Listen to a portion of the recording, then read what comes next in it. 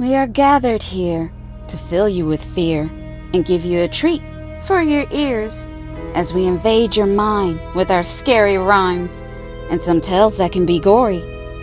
As you bear witness and sit here and listen to our poetic horror stories.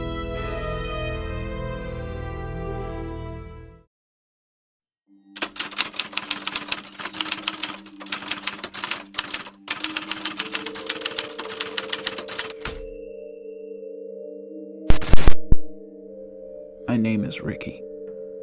I bought my dream car, but unfortunately, I got way more than I bargained for. It all started when I bought this car from a police auction.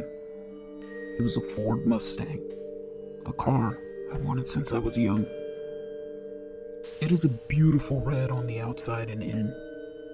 The car still looked brand new with no scratches. It was pristine. It was a Regale, a classic. It was clean. And now it's all mine. And I got it fairly cheap.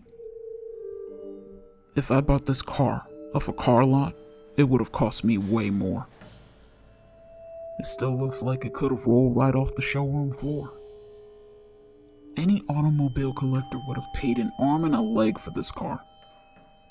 Because this car is a true legend. It's a star.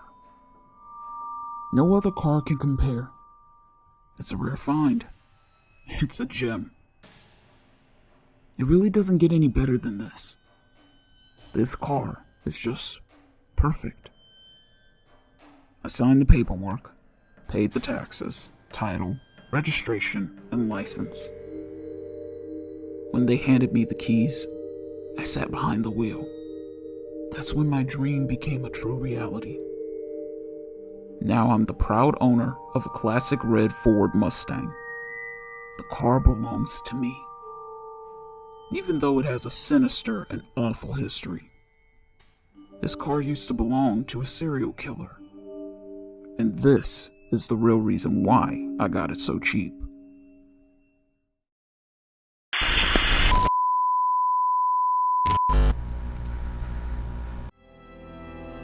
This is just a friendly reminder to please like and comment to let us know how we are doing so far. We would love to hear from you all.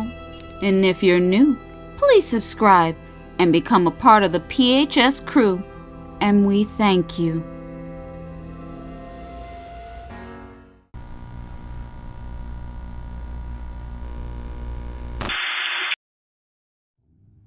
The serial killer's name was Lloyd Henderson, and he was a savage, they say.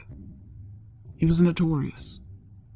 His MO was to go out to bars, pick up women, get them drunk, offer to drive them home in this very car. But he wouldn't take them home. He would take them somewhere desolate and dark. Then he would strangle them to death and slit their throats. Then he would place them in his trunk and take them to another location to bury them. He was caught because one of his victims didn't die. She pretended to be dead, and when he left, she crawled out of the grave he made. She made it to the road, and she was able to flag down an old couple in their car. Unfortunately for Lloyd, she knew who he was, because they worked together before. His trial was quick, and they sentenced him to death. And this is how his car ended up in a police auction. But this history didn't scare me off. All it did was make me want it more. Now I have an interesting story to tell people about the car's history. To other people, a serial killer car would be creepy. But for me, it really didn't bother me. I was excited to show it off and drive around with the top down in my new Mustang. I was happy. I wasn't going to complain. But as soon as I was driving the car, I started to feel weird and strange. I could have sworn I heard something whispering my name. I just shook it off, thinking it was just the wind as I sped down the road. Couldn't wait to get my car home. Suddenly I started to crave a beer and had an urge to stop by a bar. I was going to pass one on the way home. It wasn't very far. I stopped by a bar named Tipsy. It was a small bar. It was what you would consider a hole in the wall. But I really wanted a drink. The craving was relentless. The feeling was persistent. I ordered myself a cold draft beer, a drink I haven't had for years. A pretty young lady named Melissa was sitting next to me. We struck up a conversation. We were vibing with each other really nicely. I asked her, did she need a ride home? She told me yes. She lived around the corner, not very far. We entered the car, but when I started the car, after that, I don't remember anything. I blacked out. My mind went dark. I woke up the next day in my bed with a throbbing pain in my head. I couldn't remember how and when I made it home. I couldn't remember dropping Melissa off. I started to wonder if I was drugged. If Melissa slipped something into my drink. Was I set up? I staggered to my feet. I was starving and needed something to eat. When I made it to my kitchen, I stopped dead in my tracks.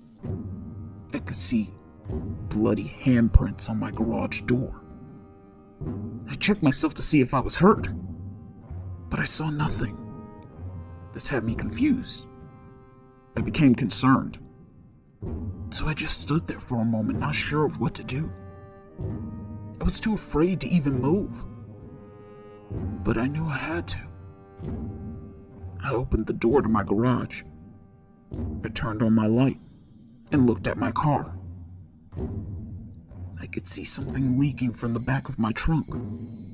The liquid was dark in color and thick.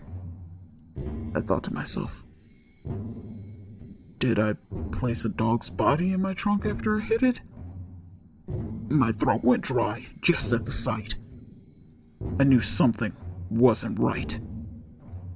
I retrieved my keys and I opened the trunk to see. And what was there scared the hell out of me. It was Melissa, the girl from the bar. She was dead.